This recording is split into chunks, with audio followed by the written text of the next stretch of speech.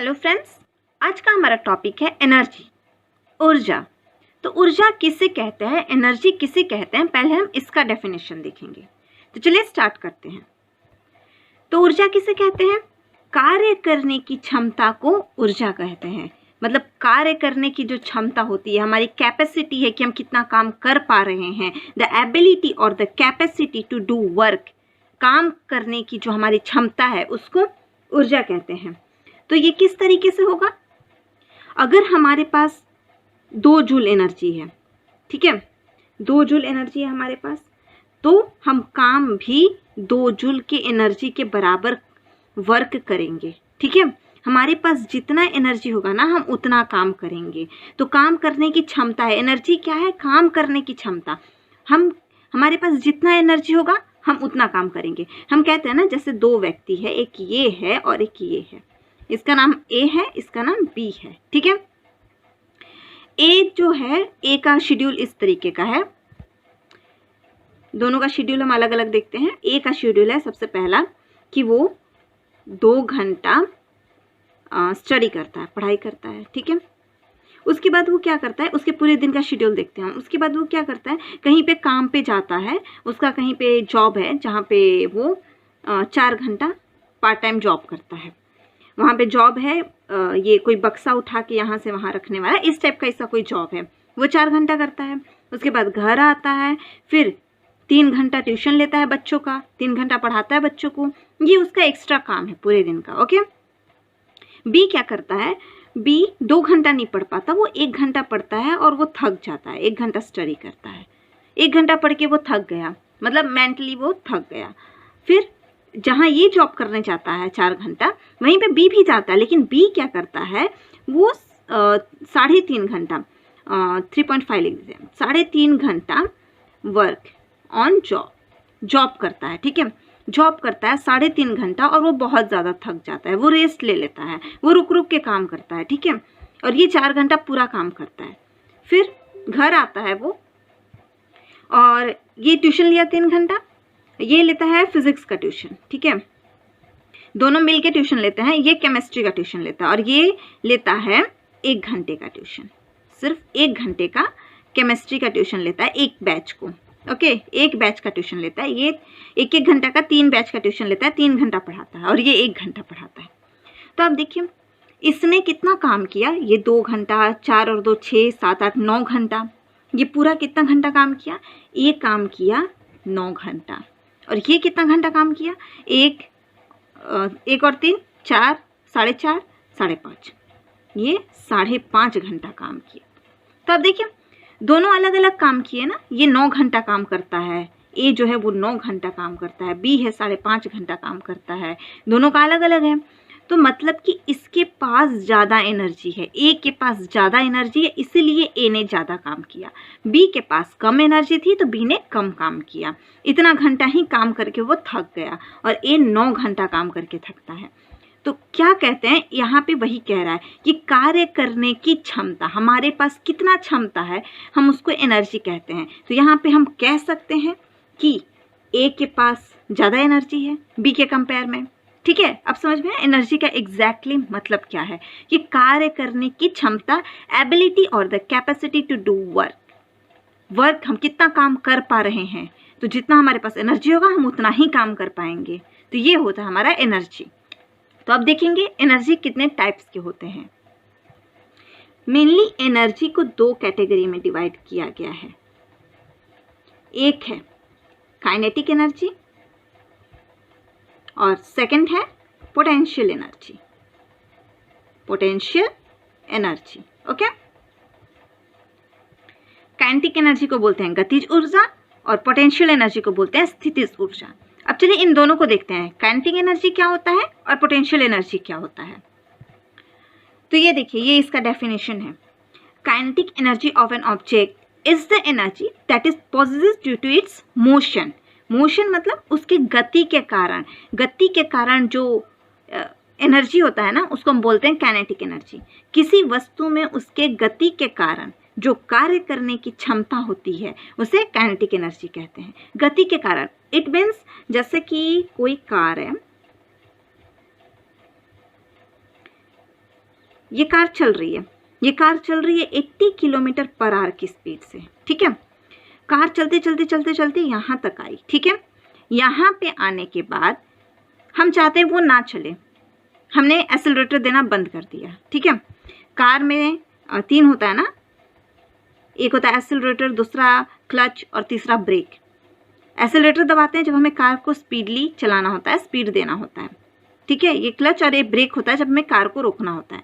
ये कार चल रही है, बहुत तेज चल रही है, यहाँ तक आई, उसके बाद हम चाहते हैं वो ना चले, रोक देना चाहते हैं, तो क्या वो अचानक से रुक जाएगी?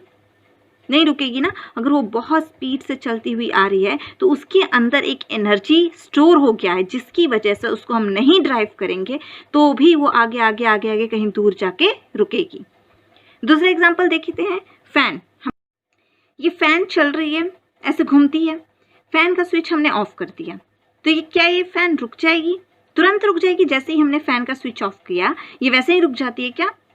नहीं, ये घूमती है, धीरे धीरे घूमते घूमते घूमते घूमते ये कुछ सेकंड लेता है, उसके बाद रुकता है ना। तो क्यों? हमने तो स्विच ऑफ कर दिया, इसको जो एनर्जी मिल रहा था हमने इसको एनर्जी देना बंद कर दिया, स्विच ऑफ कर दिया, तो भी ये घूमेगी। क्यों? क्योंकि जब ये घूम रही थी ना, इसमें गति था, जब इसके अंदर मोशन था, उसकी वजह से इसके अंदर एनर्जी स्टोर हो गया था। तो ऐसे एनर्जी को ही हम बोलते हैं काइनेटिक एनर्जी, जो मोशन की वजह से, गति की वजह से इसके अंदर स्टोर हो जाता है। और जब इसमें हम एनर्जी नहीं देते हैं ना, तो वो इस एनर्जी को यूज़ करता है और उसकी वजह से ये घूम रहा है। तो ये होता है हमारा काइनेटिक एनर्जी।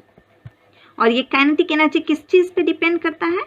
ये डिपेंड करता है मास, किसी चीज़ का वजन कितना है, और दूसरा वेलोसिटी, किस स्पीड से वो मोशन कर रहा है, गति कर रहा है, किस स्पीड से वो गति कर रहा है, और उसका मास कितना है। तो काइनेटिक एनर्जी का फॉर्मूला क्या होगा? 12 mv²। ये होता है काइनेटिक एनर्जी का फॉर्मूला। ओके, 12 mv², हाफ और m मतलब मास, v मतलब वेलोसिटी। तो ये फॉर्मूला है काइनेटिक एनर्जी का। अब देखेंगे potential energy. Potential energy is the energy that is stored in an object. एक ऑब्जेक्ट में स्टोर हो जाता है। ये एक ऐसा एनर्जी है जो किसी ऑब्जेक्ट में स्टोर होता है। किस वजह से? एनर्जी तो काइनेटिक एनर्जी में भी स्टोर हुआ था, लेकिन मोशन की वजह से, गति की वजह से, पंखा घूम रहा था, घूमने की वजह से उसमें जो एनर्जी स्टोर हुआ उसको बोलते हैं काइनेटिक एनर्जी। तो इसमें क्या होता है? एनर्जी स्टोर हुआ किसी ऑब्जेक्ट में due to its position relative to some zero position. मतलब कोई पोजीशन है, ये जीरो पोजीशन मान लीजिए, ये ग्राउंड है, ज़मीन है, यहाँ से हम किसी भी चीज़ को, ऐसे बॉल को हमने ऊपर फेंका, ये हम खड़े हैं, ठीक है, यहाँ पे इसके हाथ में बॉल है, इसने बॉल को ऊपर उछाला, तो बॉल ऊपर यहाँ तक उछल के गया, ठीक है, यहाँ से उछल के बॉल यहाँ तक गया, फिर यहाँ से नीचे गिरता है बॉल। तो यहाँ पे जब आया, किसी एक पोजीशन पे पहुंचा, यहाँ से ग्राउंड लेवल से आप इसको मेज़र करेंगे, इसको आप जीरो पोजीशन मान लीजिए, जीरो पोजीशन। तो यहाँ से यहाँ तक बॉल गया, तो वो एक लेवल पे गया, किसी एक पोजीशन पे गया। इस पोजीशन की वजह से, इस हाइट की वजह से, ये जो ऊंचाई है ना, इस हाइट की वजह से इसके अंदर एक एनर्जी हो जाएगा। उसको, वो कौन सा एनर्जी होगा? वो हो जाएगा पोटेंशियल एनर्जी। किसी भी हाइट की वजह से या पोजीशन की वजह से जो एनर्जी होता है उसके अंदर स्टोर हो जाता है, उसको हम बोलते हैं पोटेंशियल एनर्जी। और यहाँ पे उसके अंदर एनर्जी स्टोर हुआ और फिर ये नीचे की ओर गिरता है, ठीक है। तो पोटेंशियल एनर्जी किस किस चीज़ पर डिपेंड किया? पोटेंशियल एनर्जी डिपेंड करेगा मास, इसका वजन कितना है। कोई चीज़ जो उछाला गया, अपना पोजीशन चेंज कर रहा है, उसका मास कितना है। और किस चीज़ पे? ये जब नीचे गिर रहा है, ग्रेविटी इसको खींच रही है अपनी ओर, तो जी, ग्रेविटी का जी, ग्रेविटेशनल एक्सेलरेशन, ठीक है जी। एंड थर्ड थिंग, कितना हाइट है, कितना ऊंचाई है, पोजीशन कितना ऊंचाई पर वो गया, हाइट। ओके, तो पोटेंशियल एनर्जी ये 3 चीज़ पे डिपेंड करती है। तो पोटेंशियल एनर्जी का फॉर्मूला होता है mgh। ये है पोटेंशियल एनर्जी का formula. And one most important thing, अगर किसी चीज़ में कोई ऐसी वस्तु है जिसमें काइनेटिक एनर्जी भी है और पोटेंशियल एनर्जी भी है, दोनों है, काइनेटिक एनर्जी भी है प्लस पोटेंशियल एनर्जी भी है, तो ऐसा चीज़ जिसके अंदर दोनों हो उसको हम बोलते हैं मैकेनिकल एनर्जी। जिसमें काइनेटिक एनर्जी भी है और पोटेंशियल एनर्जी भी है, तो उसको बोलेंगे, दोनों को ऐड कर देंगे तो उसको बोलेंगे मैकेनिकल एनर्जी। एनर्जी का ऐसा यूनिट क्या होता है? एनर्जी का ऐसा यूनिट होता है जूल। जो वर्क का होता है ना, ये वर्क का भी ऐसा यूनिट है, वर्क का ऐसा यूनिट, क्योंकि कार्य करने की क्षमता को ही तो ऊर्जा कहते हैं। तो वर्क का जो ऐसा यूनिट होगा वही एनर्जी का भी ऐसा यूनिट होगा। क्या होगा? जूल। ओके। और ये एक स्केलर क्वांटिटी है, अदिश राशि है। क्या आप ऐसा कहते हैं क्या कि हमारे अंदर 10 जूल की ऊर्जा है, नॉर्थ की ओर, ईस्ट की ओर, साउथ की ओर या वेस्ट की ओर? ऐसा कहते हैं क्या? नहीं कहते ना। हमारे अंदर ऊर्जा है, किसी दिशा को तो वो नहीं बताता ना किस दिशा में ऊर्जा है, तो इसको हम बोलेंगे स्केलर क्वांटिटी, अदिश राशि। ओके। और इसका ऐसा यूनिट होता है जूल। तो जूल का मतलब क्या होता है? 1 जूल।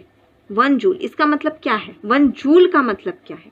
तो 1 जूल कार्य करने के लिए जितनी एनर्जी की ज़रूरत है, 1 जूल कार्य करने के लिए जितना एनर्जी हमें चाहिए, जितनी एनर्जी की ज़रूरत है, इतना कार्य करने के लिए, 1 जूल का कार्य करने के लिए जितनी एनर्जी चाहिए, उसको हम क्या बोलते हैं? उसको हम बोलते हैं ये 1 जूल एनर्जी है। मतलब कि 1 जूल वर्क कार्य करने के लिए जितना एनर्जी चाहिए उसको हम बोलते हैं ये 1 जूल एनर्जी है। तो चलिए एनर्जी का दूसरा यूनिट देखते हैं। ऐसा यूनिट तो जूल था, अदर यूनिट्स देखते हैं, यूनिट्स ऑफ अदर। ऐसा ही नहीं, ये other units of energy.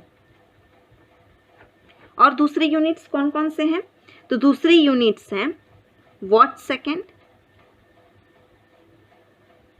What hour, kilowatt hour. ये 3 अलग यूनिट हैं। ऐसा यूनिट तो जूल है, इसके अलावा 3 और यूनिट है एनर्जी के, watt second, watt hour and kilowatt hour. इन तीनों को हम देखते हैं। पहले देखेंगे 1 वॉट सेकेंड। 1 वॉट सेकेंड में होता है 1 वॉट, और 1 सेकेंड में ना तो मल्टीप्लाई बाय 1 सेकेंड, इसको हम बोलते हैं 1 जूल। नेक्स्ट है वॉट आवर, 1 वॉट आर।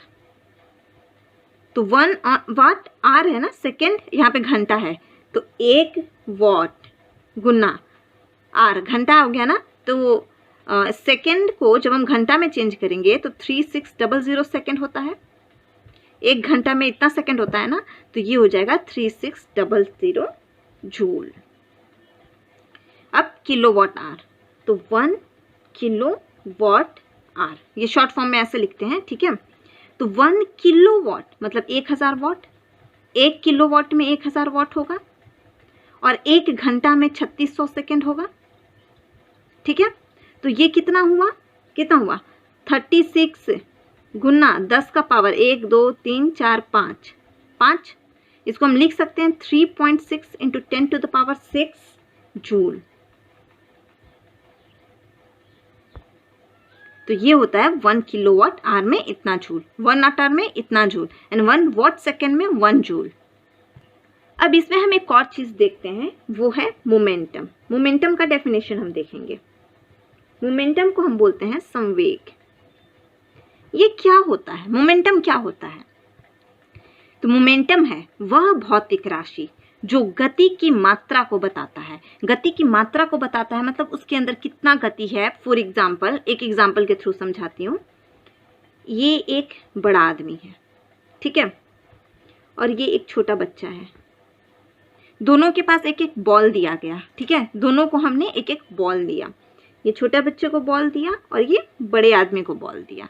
दोनों बॉल 1 किलो का है, ठीक है, दोनों बॉल 1 किलो का है, और ये ग्राउंड है जहाँ पे इनको किक मारना है। दोनों ने किक मारा, तो जब ये बच्चा किक मारेगा, बॉल को किक मारेगा, तो बॉल ऐसे उछल के यहाँ पे आ जाएगा, ठीक है। जब ये बड़ा आदमी बॉल को किक मारेगा तो ये जोर से किक लगेगा और दूर जाके गिरेगा। ऐसा होगा ना, बड़े वाले आदमी का बॉल दूर जाके गिरेगा, लेकिन छोटे बच्चे का छोटा सा किक लग के वहीं पे बॉल रह जाएगा, थोड़ा दूर जाके गिरेगा। क्यों? दोनों के अंदर अलग अलग, दोनों ने, इसने किक किया, अलग अलग गति से जाएगा, ये किक किया जोर से जाएगा, तो ये होता है मोमेंटम। तो मोमेंटम किस किस चीज़ पे डिपेंड करता है? मोमेंटम जो होता है वो कितना मास है, सबसे पहले कितना मास है उस पर डिपेंड करता है, और कितनी वेलोसिटी से फेंका गया, और ये डिपेंड करता है, जैसे दो बड़ा आदमी है, इसके पास ज़्यादा मोमेंटम है, हम कहेंगे इसके पास ज़्यादा मोमेंटम है, इसीलिए इसी बॉल को, दोनों सेम बॉल है, इसने फेंका ज़्यादा गति से फेंका, ज़्यादा वेलोसिटी से फेंका, और बॉल का मास दोनों को मल्टीप्लाई कर देंगे, मोमेंटम आ जाएगा। छोटा बच्चा है वो कम वेलोसिटी से फेंक पाएगा, ज़्यादा वेलोसिटी से नहीं फेंक पाएगा, तो कहेंगे इसके अंदर कम मोमेंटम है। मोमेंटम को डिनोट करते हैं P से, मास M और वेलोसिटी V। तो ये हो गया इसका फॉर्मूला। ओके, और ये जो मोमेंटम है ये वेक्टर क्वांटिटी है, सदिश राशि है। ठीक है, तो अब हम रिलेशन देखेंगे, रिलेशन बिटवीन मोमेंटम और kinetic energy. Relation between momentum and kinetic energy, संवेग और ये गतिज ऊर्जा, इसमें क्या रिलेशन है वो देखेंगे। तो kinetic energy is equal to half mv², ये फॉर्मूला होता है काइनेटिक एनर्जी का, हमने पढ़ा था। ठीक है, तो इसको हम m से मल्टीप्लाई और डिवाइड दोनों कर देते हैं। चलिए, multiplying and dividing by m से मल्टीप्लाई भी करेंगे और डिवाइड भी करेंगे, तो क्या होगा? Kinetic energy is equal to half mv², multiply और डिवाइड दोनों करेंगे m से, तो kinetic energy is equal to half m और m का स्क्वायर हो जाएगा, ये v का स्क्वायर डिवाइडेड बाई m, ये वाला m नीचे रह गया। ठीक है, तो हमें पता था, अभी हमने संवेग पढ़ा, मोमेंटम, मोमेंटम का क्या फॉर्मूला होता है? m इंटू वी, ये होता है ना। यहाँ पे हमने देखा momentum mass into velocity, m into v, तो ये m² v², p का स्क्वायर हो जाएगा। Kinetic energy is equal to half, ये m² v² p² हो जाएगा डिवाइडेड बाई m, तो k into E, kinetic energy कितना होगा? p² divided by 2 into m, 2m। ये रिलेशन हो गया काइनेटिक एनर्जी और मोमेंटम के बीच में। Kinetic energy is equal to momentum का स्क्वायर अपॉन 2m।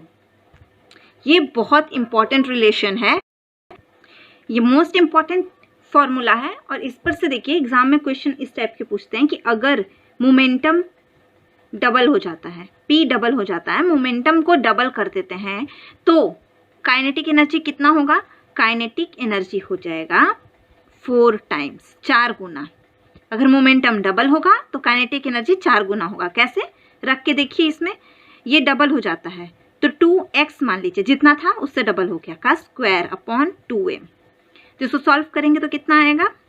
2 का स्क्वायर 4, x का स्क्वायर x² अपॉन 2m, कितना हो गया? 4 गुना। ये डबल हुआ तो ये 4 गुना हुआ ना, काइनेटिक एनर्जी 4 गुना। तो काइनेटिक एनर्जी जब इसको हम डबल करेंगे तो ये 4 टाइम्स हो जाएगा। इस तरीके से ऐसा कोई सा भी क्वेश्चन करेंगे ना, डबल करना है, आधा करना है, 4 गुना, 8 गुना, जो भी इसको करेंगे, या फिर पूछेंगे कि ये काइनेटिक एनर्जी आधा हुआ, डबल हुआ तो मोमेंटम कितना होगा, तो इस फॉर्मूले के ऊपर से आप फाइंड कर सकते हैं। तो ये चैप्टर यहाँ पे कंप्लीट होता है। धन्यवाद।